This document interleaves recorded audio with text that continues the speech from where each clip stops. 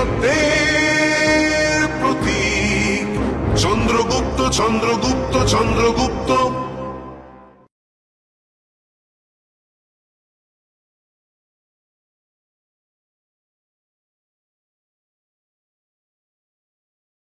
অম্ভিরাজের উপস্থিতি আর শশাঙ্কের বক্তব্যের জন্য অম্ভিকের ধূর্ততা সবার সামনে চলে এলো।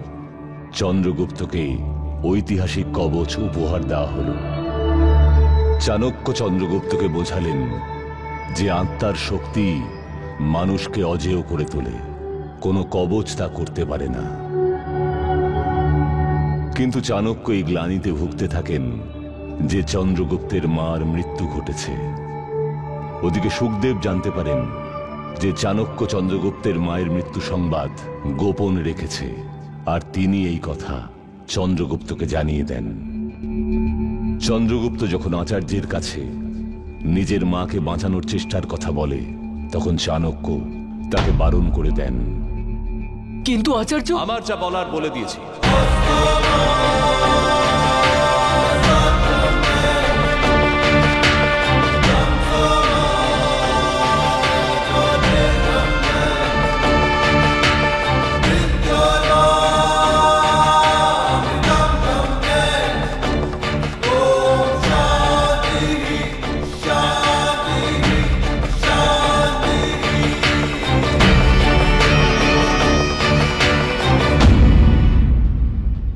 আপনি আমায় ডেকেছেন আচার্য? ভদ্রভট্ট, মুরা যেখানে বন্দী আছে এক্ষুনি সেখানে পৌঁছনোর পরিকল্পনা করো।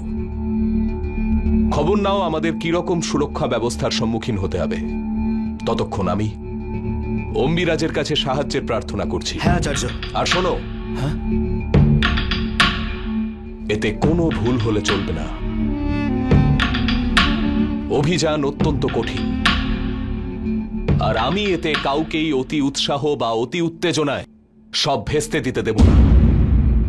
আগেই তুমি চিত্ররূপার বার্তা আচার্য সুখদেবকে বলে আমাদের জন্য সংকট তৈরি করেছ। ক্ষমা করুন আচার্য, এমন ভুল আর কোনোদিনও হবে না।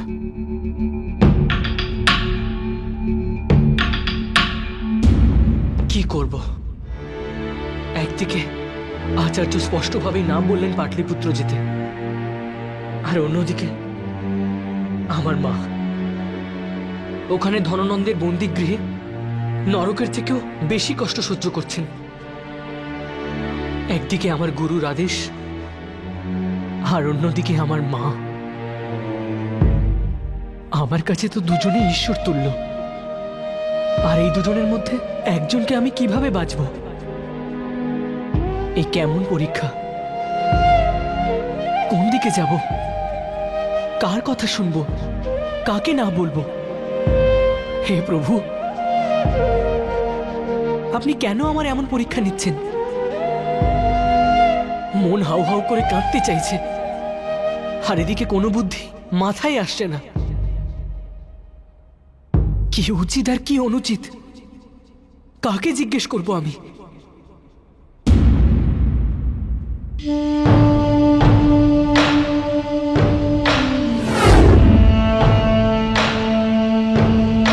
এটা ভগবান চন্দ্রগুপ্ত, আমি তোমার সমস্ত বিপদ তাড়ানোর জন্য এটা বানিয়েছিলাম।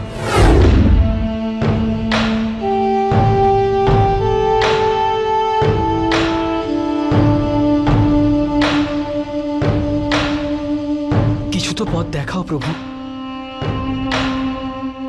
কি করব? কোথায় যাব? আমাকে সাহায্য করুন প্রভু।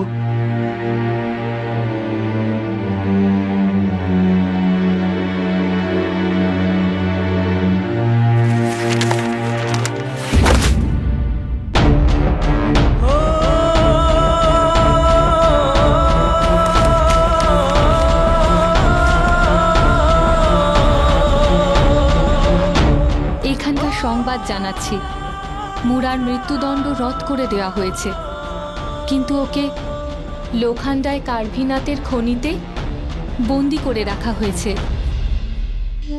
চিত্ররূপা।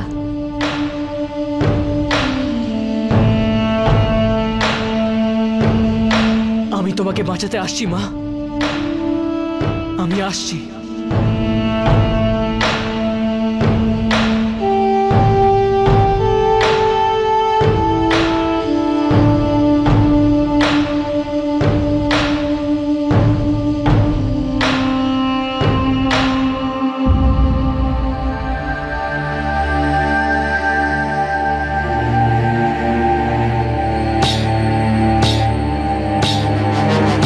দাঁড়াও অম্বিক।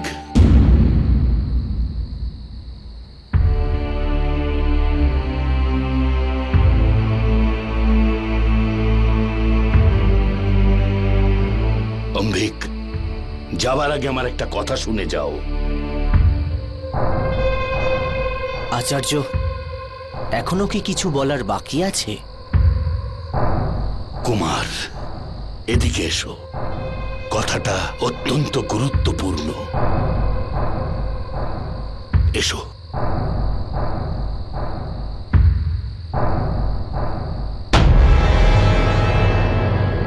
বলুন আচার্য। কুমার, আমি চাণক্যর সমস্ত ষড়যন্ত্রের খোঁজ নিয়ে নিয়েছি। আচার্য, আমার আচার্য চাণক্যের ব্যাপারে শোনার কোনো আগ্রহ নেই। ভারতের সম্রাট হবার ব্যাপারেও তোমার আগ্রহ নেই? কি? ভারতের সম্রাট? অখণ্ড ভারতের সম্রাট, সমস্ত জনপদের একচ্ছত্র অধিপতি। আবার পরিকল্পনা, আবার সেই পরিকল্পনা পূর্ণ না হওয়ার স্বপ্ন। না কুমার, এই স্বপ্ন আমি দেখিনি। এই স্বপ্ন দেখেছে চাণক্য।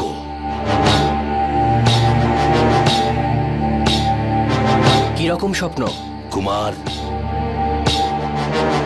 উনি চন্দ্রগুপ্তকে ভারতের সম্রাট বানাতে চাইছেন। উনি চন্দ্রগুপ্তকে ভারতের সম্রাট বানাতে চাইছেন।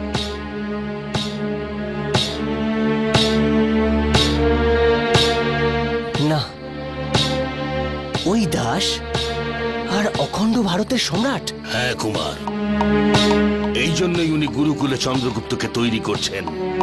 যদি এটাই হয় কুমার, তাহলে আমি ওনার সমস্ত পরিকল্পনা জেনে নিয়ে খেলাটাকে উল্টে দিতে পারি।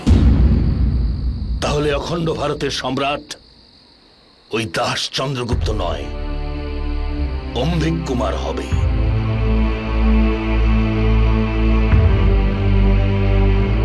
তাহলে ওই বীর কবচ পাওয়ার জন্য এত কিছু? কুমার, এটা তো ওই বড় প্রস্তুতির মাত্র একটা ছোট্ট অংশ। আচ্ছা, তো এই ব্যাপার। আচার্য, আপনি আমার সাথে রথে আসুন। চলো। চলো।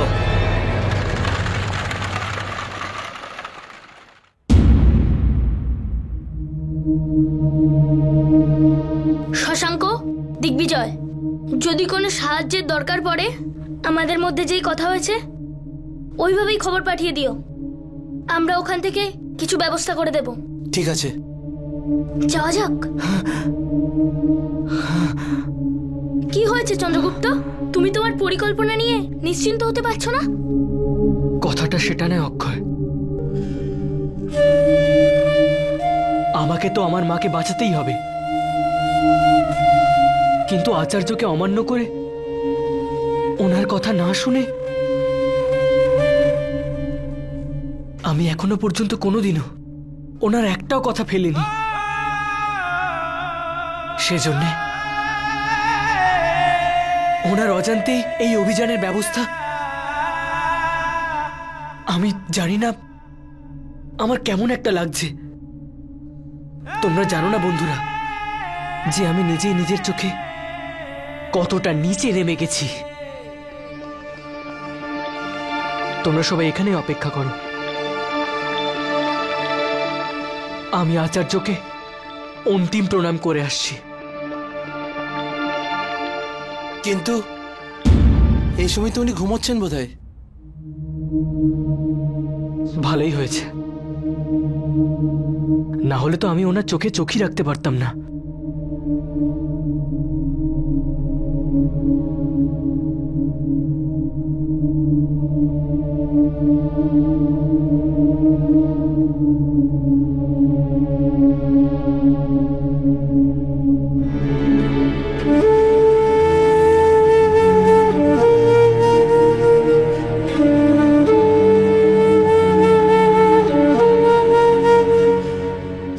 করবেন আচার্য, আমি আপনার কথা অমান্য করে এখান থেকে চলে যাচ্ছি, কিন্তু তবুও আমি এটা জানি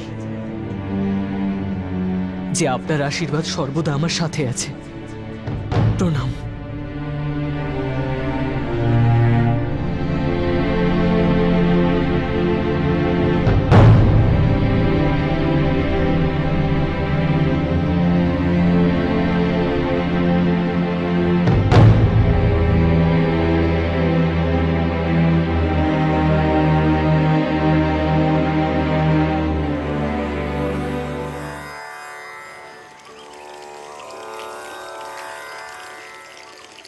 असतो मा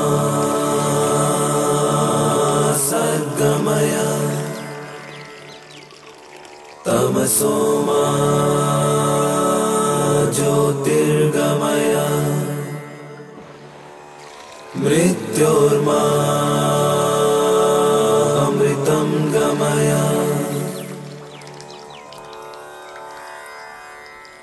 ॐ शान्ति शांति शांति। আচার্য,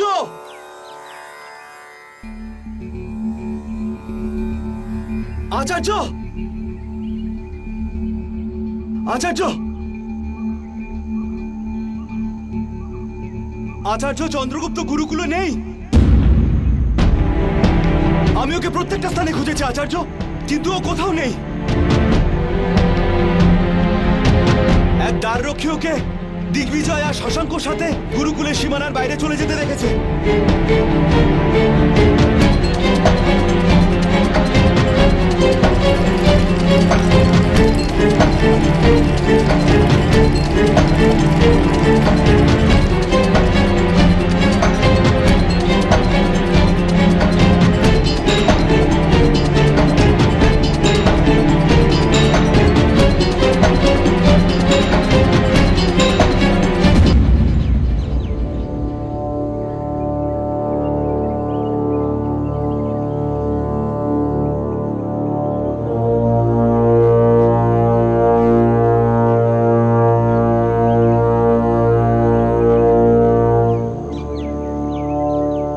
চন্দ্রগুপ্ত লোখণ্ডীর দিকে রওনা দিয়েছে।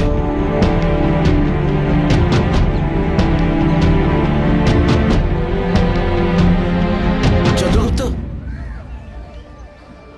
আমি খোঁজ নিয়েছি। আমাদের পথে এটাই শেষ বস্তি। এরপরে নির্জন আর শুকনো রাস্তা। তোমরা যথেষ্ট খাবার আর জল নিয়েছো তো? যদি তা না হয় তাহলে আমরা লোখণ্ডী অবধি পৌঁছাতে পারবো না।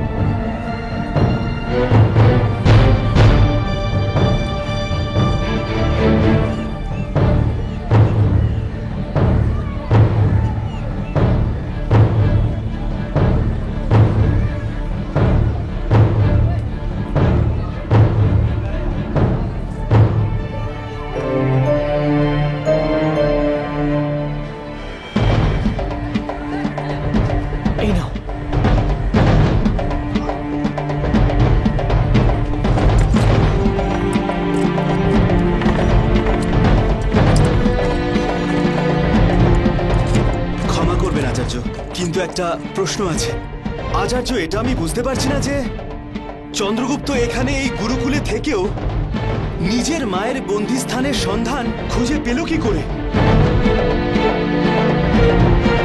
ভদ্রভট্ট, আচার্য সুখদেব ছাড়া আর কেই কৃপা করতে পারে?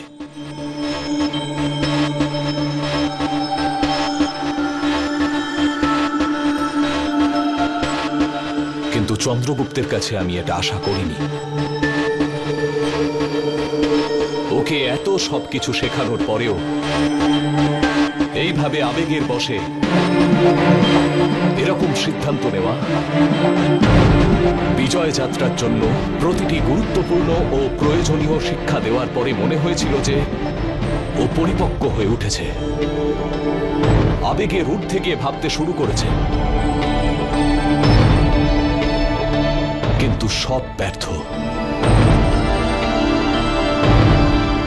আর ও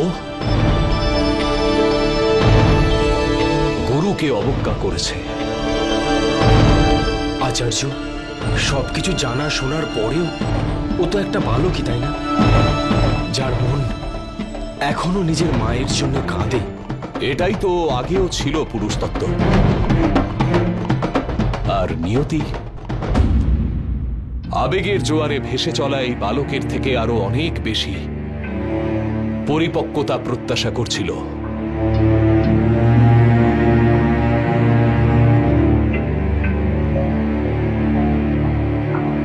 কিন্তু না, ও নিজের আবেগের বশে আবার নিজেকে সংকটে ফেলেছে। যে খাদানে ওর মা বন্দী আছে সেটা এখান থেকে অনেক দূরে। সেখানে পৌঁছানোর জন্য লোখণ্ডী যাওয়া মৃত্যুর মুখে যাওয়ার মতো। ও ভয়ঙ্কর কার্বিনাথের সম্মুখীন হতে চলেছে। কার্বিনাথ? অর্থাৎ ওই কার্বিনাথ? হ্যাঁ, সেই দুর্দান্ত যোদ্ধা কার্বিনাথ, যে নিজের শক্তিতে ধননন্দকে অনেক যুদ্ধে জিতিয়েছে, যার অমানবিক অত্যাচারে সমগ্র আর্যাবর্ত কাঁপে। কার্বিনাথ লোখণ্ডীর সামন্ত। আমাদের হাতে নষ্ট করার মতো সময় নেই। চলো।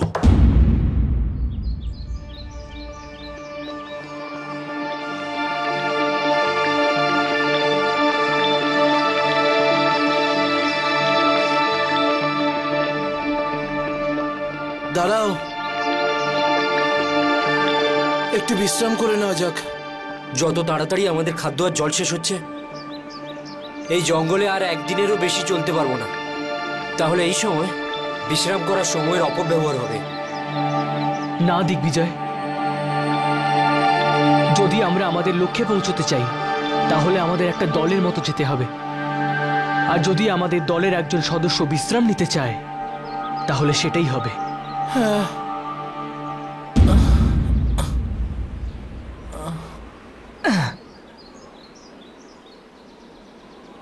দিগ্বিজয়, তোমার কাছে আর জল আছে? না। এবার কি করব? জলও শেষ।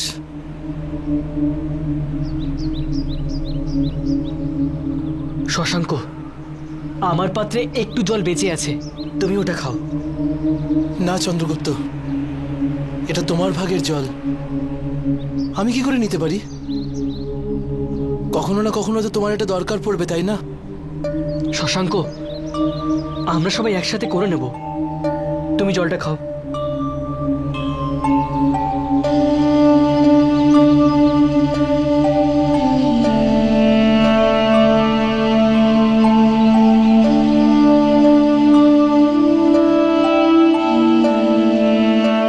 চলো, এবার আমাদের এগিয়ে চলার মনোবল পাওয়া গেল। এবার জীবিত থাকার জন্য জল খুঁজতে হবে, আমাকেও খুঁজতে হবে।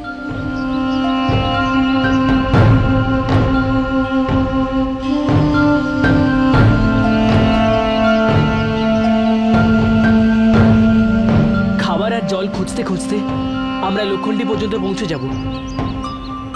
চলো। আবার সেই একই কথা। আপনি জানেন কি স্থান চিত্ররূপার আমার হৃদয়ে, তাহলে কেন আপনি বারবার আমার মনে ওর প্রতি সন্দেহের বীজ রোপণ করছেন?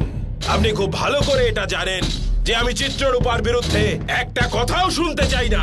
এই জন্যই তো আপনার সেবার কারণে ত্যাগপত্র প্রস্তুত করতে যাচ্ছিলাম। আপনি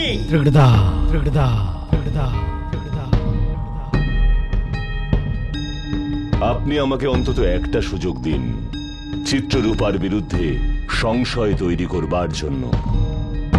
দিলাম, কিন্তু মনে রাখবেন, যদি আপনি অসফল হন তাহলে আপনাকে পদত্যাগপত্র লেখার সুযোগও আর দেওয়া হবে না। তেরে কেটে ধা সোজা কার্ভির কাছে, ওর খাদানে। আমি মেনে নিলাম মহারাজ। তাহলে যাও, নিজের কথা প্রমাণ করার জন্য দিলাম তোমাকে একটা সুযোগ।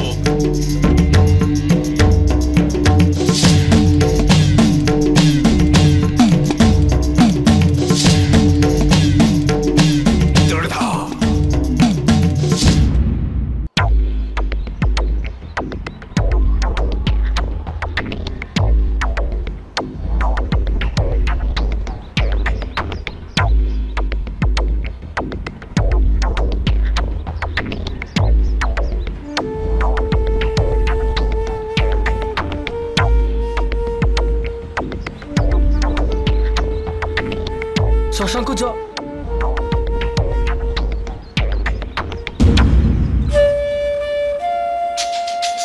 তেষ্টা পেয়েছিল না তোমার? আরে না না শশাঙ্ক, আমি তো জল না খেয়ে অনেকক্ষণ থাকতে পারি। চলো।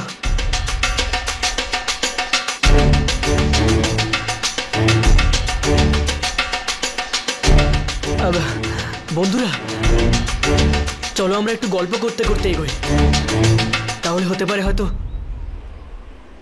আমাদের যাওয়ার রাস্তা খুব সহজেই পার হয়ে যাবে। ঠিক আছে, খাদ্য আর জলের জন্য কোনো কথা বলার দরকার নেই, অন্য কিছু কথা বলো। দেখো না বন্ধুরা, এত সময় ধরে আমরা একটা প্রাণীও দেখতে পাইনি। এই লোখান্ডি এত দূরে কেন? যাতে কেউ পালাতে না পারে। লোখান্ডি এক বড় জায়গা। আমি আমার বাবার কাছে শুনেছিলাম যে ওখান থেকে পালানো অসম্ভব। হয়তো আহারের জন্য কেউ দাস, নিরাশ কর্মচারী, আর ওখানে একটাই নিয়ম চলে, কার্ভি নিয়ম। কার্ভিনাথের মুখ থেকে বেরোনো প্রত্যেকটা শব্দ শাসন। ওর অত্যাচার ওখানকার লোকেদের জন্য ভয়ঙ্কর। চন্দ্রগুপ্ত, তোমার মাকে ওখানকার পাহারাদার কার্ভিনাথের খাদানে নিয়ে গেছে। আমাদের ওখানে পৌঁছতে গেলে এই কথাটার সম্ভাবনা আছে যে আমাদের কার্ভিনাথের মুখোমুখি হতে হবে। তাতে কিছু যায় আসে না, ওরও মোকাবিলা করে নেব। বীরযাত্রার বিজয়ী আমরা, দেখে নেব কার্ভিনাথকেও। বন্ধু, কার্ভিনাথের মুখোমুখি দুর্গম পথ অতিক্রম করার মতো নয়। ও অনেক অনেক বড় বিপদ। কত যুদ্ধ সে যুদ্ধক্ষেত্রে পা না রেখে নামের জন্য যুদ্ধক্ষেত্র জয় করে। একবার তো সে যুদ্ধে একাই অবতরণ করেছিল। ওর সৈনিক আগেই যেতে চেয়েছিল, কিন্তু সে শত্রুপক্ষের সমস্ত সৈন্যকে মৃত্যুর দরজায় পৌঁছে দিয়েছিল।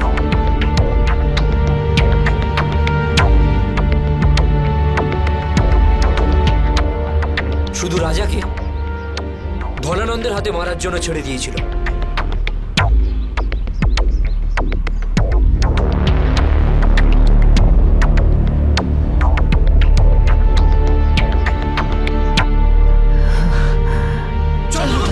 চন্দ্রগুপ্ত, ওঠো। চন্দ্রগুপ্ত, চন্দ্রগুপ্ত,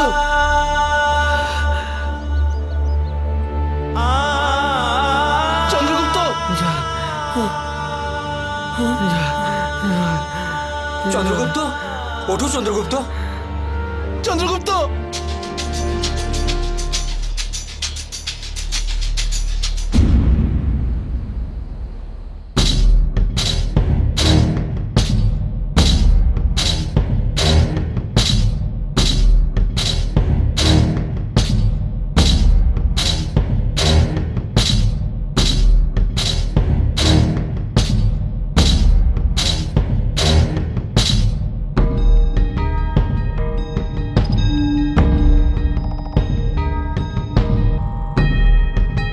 অমাত্য রাক্ষস আমার উপরে সন্দেহ করছেন। এখন ওনার কিছু করার আগেই আমায় ওনার পরিকল্পনার কথা জানতে হবে আর ওনাকে নিরস্ত্র করতে হবে।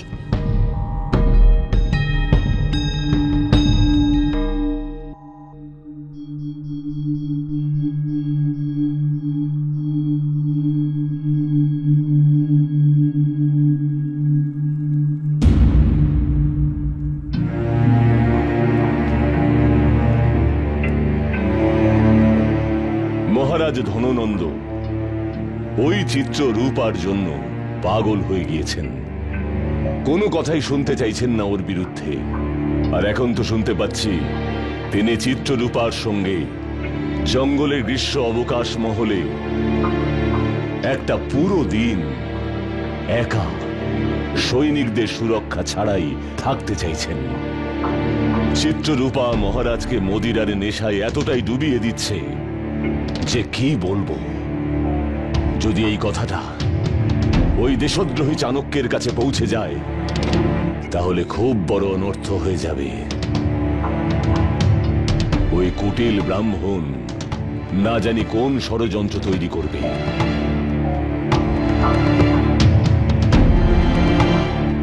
ধননন্দের সাথে একদিন পুরো সময় কাটানো, এটা ভালো সুযোগ।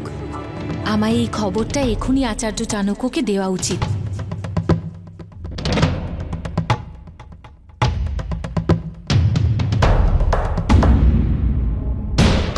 এবার তুমি বাইরে আসতে পারো পদ্মধর।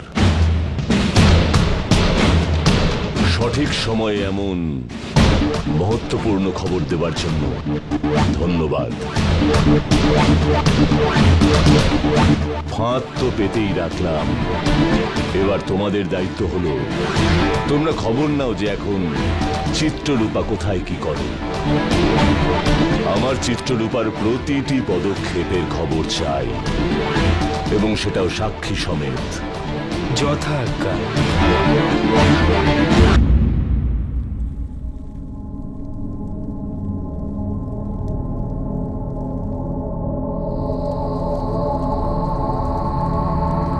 এমনটা ঘটার যথেষ্ট সম্ভাবনা রয়েছে যে আমাদের সাক্ষাৎ কার্বিনাথের সঙ্গে হবে। তোমার মাকে ধননন্দ বন্দী করেছেন, সেই জন্যই তো তাকে লোখান্ডির খাদানে পাঠানো হয়েছে। এমনটা ঘটার যথেষ্ট সম্ভাবনা রয়েছে, সেই জন্যই তো তাকে লোখান্ডির খাদানে পাঠানো হয়েছে।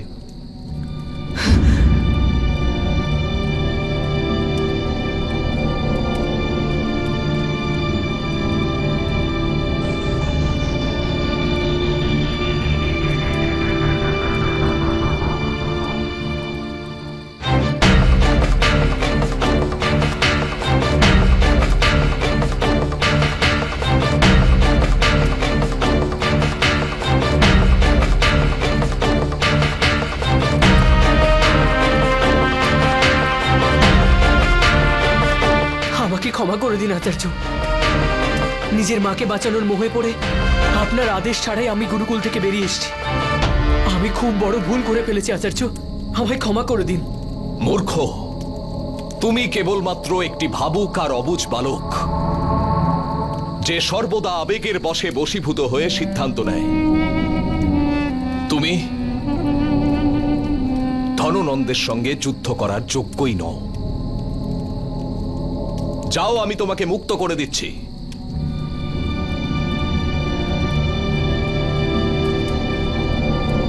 আজ থেকে আমি তোমার গুরু নই, আর তুমিও আমার শিষ্য নও।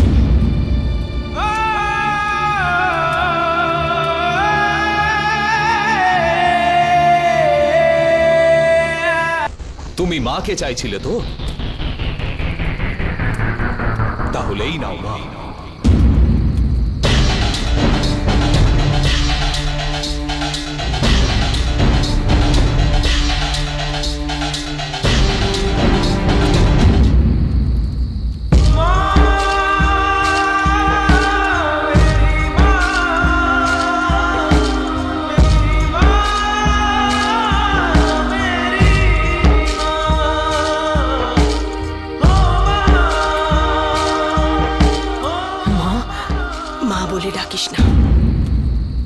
আমি তোকে এই সংস্কার দিয়েছি, আমি তোকে এটাই শিখিয়েছিলাম চন্দু, যে সব সময় নিজের গুরুর আজ্ঞা পালন করবি। কিন্তু তুই কি করলি? নিজের গুরুর আজ্ঞাকে তুই অবহেলা করলি?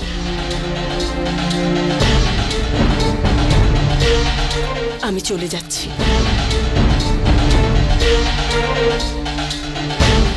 মা, আচার্য। আমাকে আচার্য বলো না, এখন আমি তোমার গুরু নই।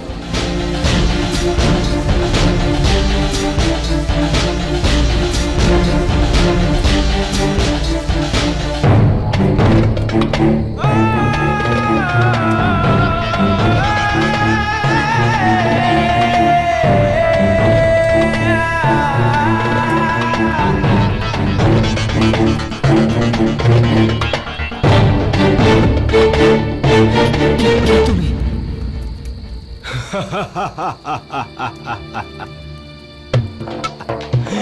আমি হচ্ছি কার্বি।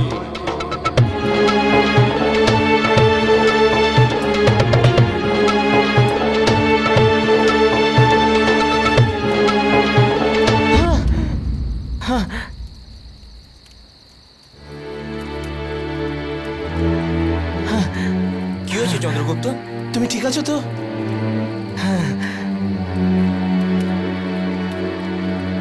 আমি একটা ভয়ানক স্বপ্ন দেখলাম।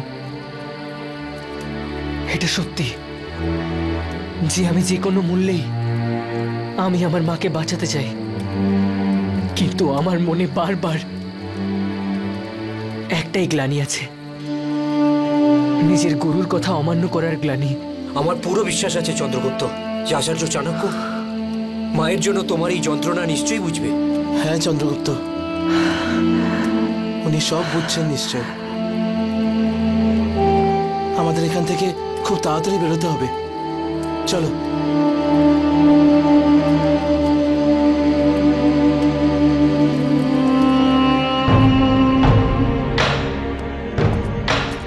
আমি চন্দ্রগুপ্তের ব্যবহারের ব্যাপারে ভাবছিলাম ভদ্রপট্ট। মনে হয়েছিল ও হয়তো বড় হচ্ছে, কিন্তু ওর বয়সের কথা ভেবে ওর সঙ্গে ব্যবহার করা উচিত ছিল। কেন প্রত্যাশা করব ওর কাছে যে এখনো আগের মতোই চোখ বন্ধ করে আমার কথা শুনবে? একটা বয়সের পর যদি নিজের সন্তানকে নিজের সমকক্ষ না ভাবি, তাহলে সে অবজ্ঞা করবেই, দূরে চলে যাবে আমাদের থেকে। এটাই প্রকৃতির নিয়ম। শুধু আমার মনে দুঃখ এটাই, আমার সঙ্গে দেখা না করেই চলে গেল। দেখা করে গেলে আমি ওকে এই অঞ্চল আর কার্বির সম্পর্কে সচেতন করে দিতাম। বহুদূর বিস্তৃত এই শুকনো জমিতে যদি নিজের সঙ্গে জল না থাকে, তাহলে আর কতক্ষণ বাঁচবে? আচার্য, এখানে সারা জায়গায় যে জল পাওয়া যায় না, কারণ কি এটাই? না ভদ্রভট্ট, এই গ্রামে যত জীব আছে সবাই এখানকার জলকে ভয় পায়, যা কার্বির দ্বারা অভিশপ্ত। শুধু একবার পান করো, তাহলেই বুঝে যাবে কাকে বলে অভিশপ্ত জল।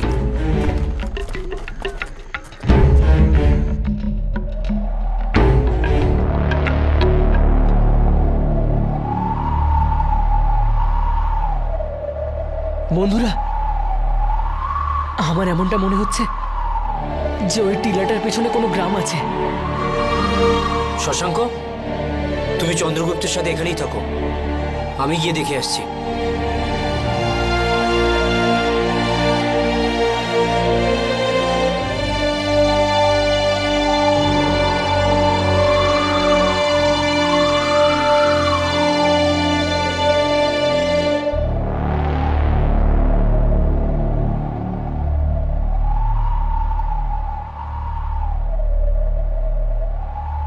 শশাঙ্ক, এখানে একটা গ্রাম আছে, এখানে কোনো সাহায্য পাওয়া যেতে পারে?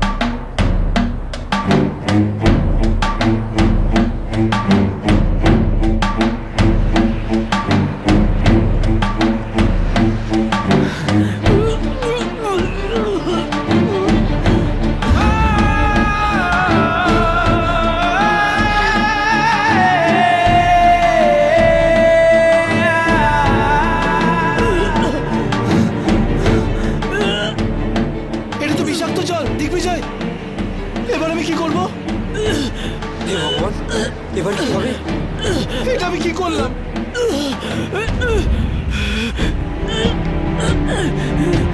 এর তো পুরো শরীর গরম হয়ে যাচ্ছে। এর তো খুব তাড়াতাড়ি চিকিৎসার দরকার। আমি সাহায্য নিয়ে আসছি, তুমি একে সামলাও।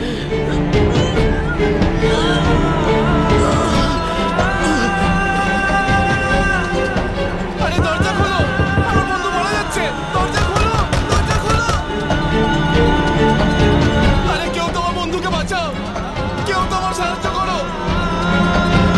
চোখ বন্ধ করবে না চন্দ্রগুপ্ত, বিশ্বাস রাখো, আমিও কিছু করছি।